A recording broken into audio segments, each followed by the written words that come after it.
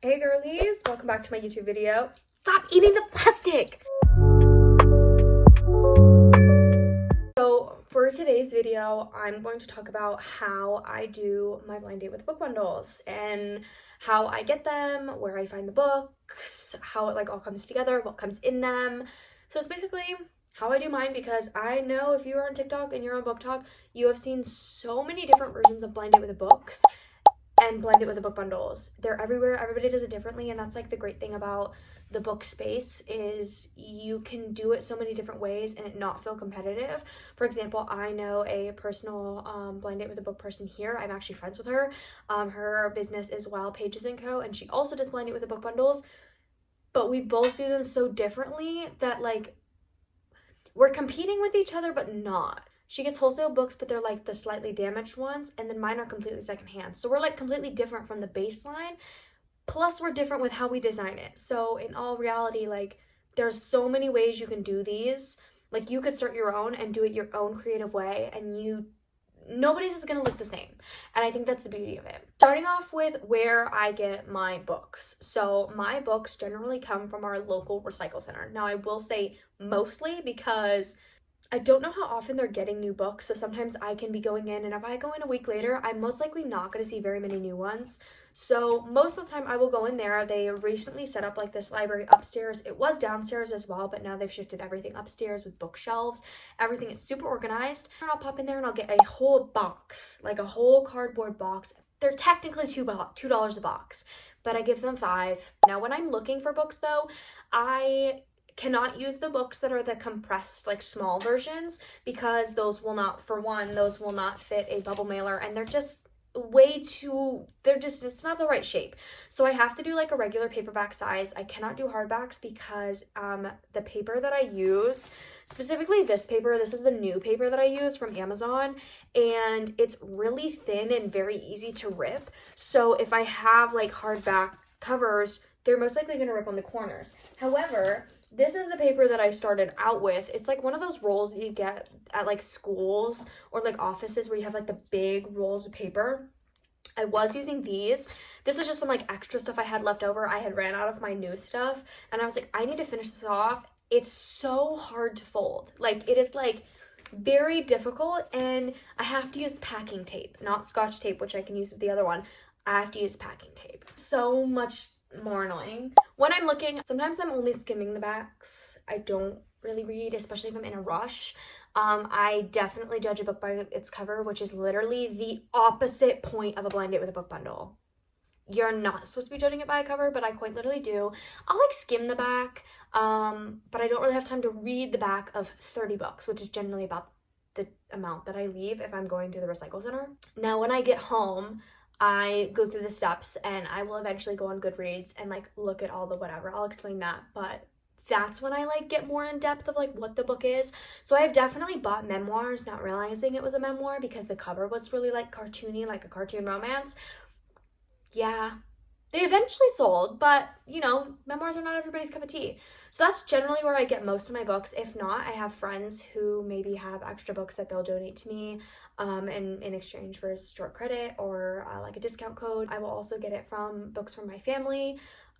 Thrift stores is another one, specifically more in the winter. I do garage sales and Facebook Marketplace posts as well.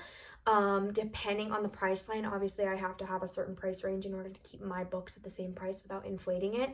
So I do have to stay within a certain range for books, and that can be tricky at thrift stores. Generally, I will be prepping like 30 to 40 books at a time. Yeah. This is my books currently. Yeah.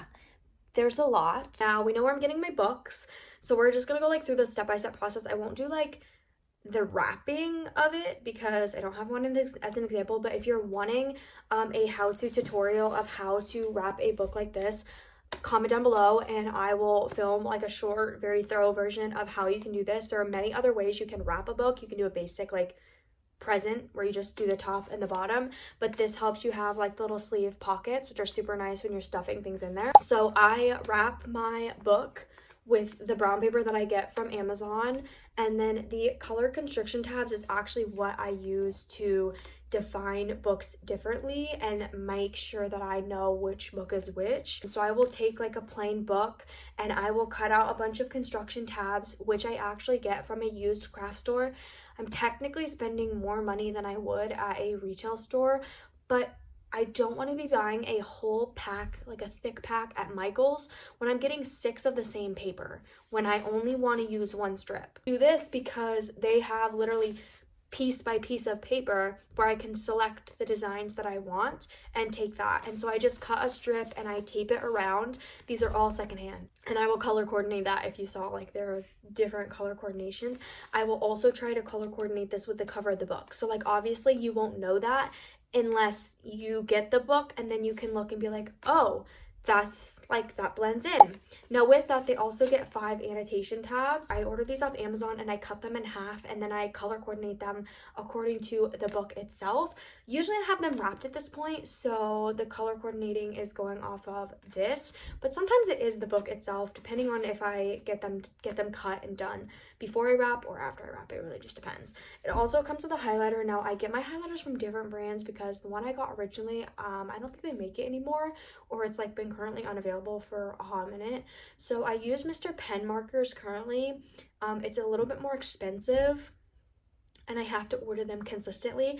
Like technically I've used them all, so I need to order a new batch if I'm going to do new books. It's a lot, and I think last time this is 2 packs right here, so I need to order another 2 packs and they're like $13 a piece. They all come with a highlighter. Again, I try to match that.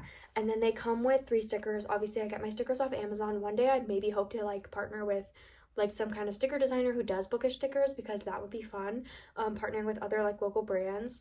But I try to color coordinate the stickers as best as possible. I will say that these ones are not necessarily too color coordinated because I'm on my like bottom of my sticker packs, because I ordered stickers before my last event, but I made like 66 books. So now I'm making like 35 more and I'm running low in the color scheme. Now in the back slip of the book, I put in a bubble mailer. I usually stamp it, but actually my stamper is my past logo, so I just decided not to. Each one has a free piece of jewelry in it. Usually they're like little like basic bangles or basic necklaces. I had at one point a whole box of jewelry from the brand Goodworks. Just so many like faith-based jewelry. I just didn't know what to do with them, so I ended up using these as the fillers. And I've slowly run out, so it's proving to be like a little bit more difficult to find jewelry at a certain price to fit in it. So there are very little stores that I can actually go to for jewelry, but like this is one that I have left. So basically like that will get tucked in the back. Now I'm using a different highlighter for this because I was actually running low and my mom had to go to the store to get me more highlighters because I was out and I didn't have my stuff from Amazon, didn't come in time. So along with this, I also cut out a little circle from this paper. I will take whatever's left over from that one piece, which is usually like 3/4 left, and I will stamp all of them and then cut them out and then choose which ones look best with like what book, color coordinated wise. And then this is what I was talking about the notes. So I will go on Goodreads, search up the book, and I will pick like the main tropes. So for example, this one is a contemporary romance book, and then I'll go through either the little tags that are on there, I will go through the reviews, and I will type trigger, looking for triggers. I will type trope, looking for tropes, and then I will type spice if it's a romance book to kind of see the level of that. Obviously not everybody's levels are the same, so I kind of have to be like as objective as I can. This is an LGBTQ plus book. It is an enemies to lovers realistic fiction with a spice level of 2 out of 5, and it's a contemporary romance book. And this is actually a popular book talk book. At least I've seen it on a lot of people's book talk pages. I haven't read it, but I think I've heard good things about it, and it's a very popular like cartoon cover. Also write on the back, I don't want to show it in case like I still have it available, but I will also write on the back for my sake and for the customer's sake, if they really need to know what the book is, whether they're an avid reader or they're buying it for a friend or their child, they want to make sure it's appropriate. I write it on the back, that way they can look it up and evaluate and be like, oh, I already read that book, or oh, ooh, that has too much spice in it, that's not okay for my 13-year-old daughter. Whatever. Before I did this last market, I was actually like taking a photo of this, putting it on my website, adding the description, and then making it live. And then when I'm at the market, I was like searching books, scroll down, find the picture of the book, mark sold, so that it like calculates that, oh, this was the book that sold. I gave up on that last event. It was a 3-day event. It was a huge event in Alaska. Yeah, I made my life so much easier by creating one product. It's called Market Books. They're all priced the same, and they just click that one. And then whatever I have left, I will take a picture and put it on the website. It makes it so much easier. That is the blind date with a book. I currently have like 5 available on my website, but I don't know if they're going to be available for much longer. After that, if you are wanting to, I created a bundle box. So this is how I was originally selling it.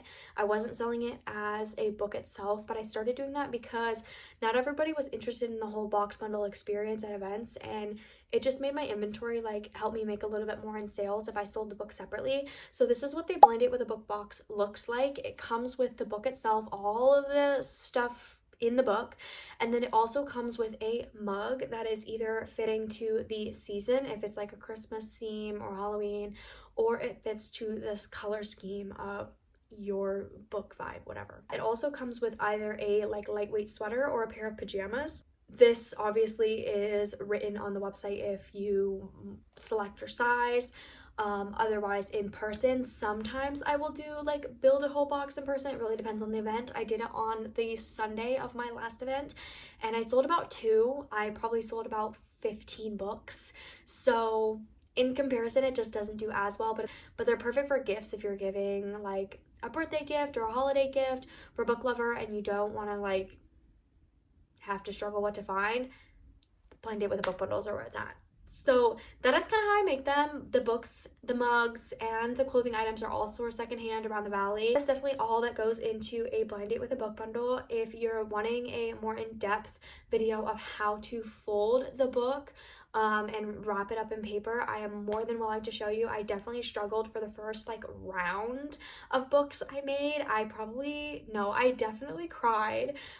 Just got super overwhelmed that I couldn't do it, and then like anytime I took a break I would cry again because I forgot it. I couldn't do it.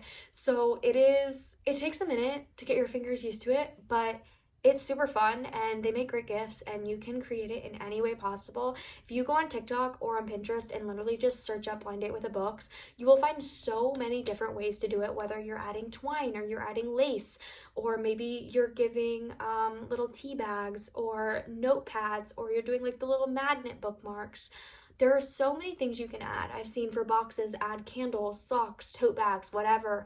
So many different ways that you can make it your own and your own brand. So I definitely think it's a good idea if that's something you're interested in starting and you love blind date with the books, you love reading, then that is something that I think is a great business. Whether that means you're just selling solely online through social media, or if you're selling through TikTok, or if you're going and doing markets like I do, highly recommend it. You can check out my last video if you want to hear more about like the local thrift stores around the valley if you're interested, and the video before that is a get to know me. Make sure to subscribe, like, and follow me for more thrifting book related content. You can shop my website here, you can follow my Instagram here, and you can follow my TikTok here. Thanks for watching.